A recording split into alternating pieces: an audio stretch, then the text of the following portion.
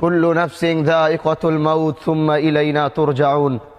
আমানতু বিল্লাহ, সাদাকাল্লাহুল মাওলানাল আযীম। এমন এক নামাজ, এমন এক জায়গা, যেই জায়গায় মানুষ আসলে এখান থেকে তাড়াতাড়ি যাওয়ার জন্য অস্থির হয়ে যায়। মানুষ পৃথিবীর সবচেয়ে বড় বাস্তবতাকে পিছনে ফেলে তারা সামনের দিকে হাঁটতে চায়।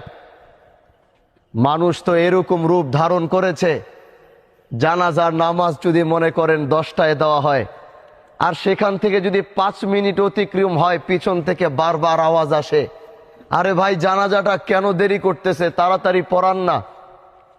আমি তাদের উদ্দেশ্যে বলতে চাই, আপনার চারপাশে যারা এই বাক্যটি উচ্চারণ করে তাদের চেহারাগুলো একটু দেখে চিনে রাখুন। আল্লাহর কসম, যেদিন আপনি এখানে, আজকে হোক আর কালকে হোক, 6 মাস পর হোক আর 6 বছর পর হোক,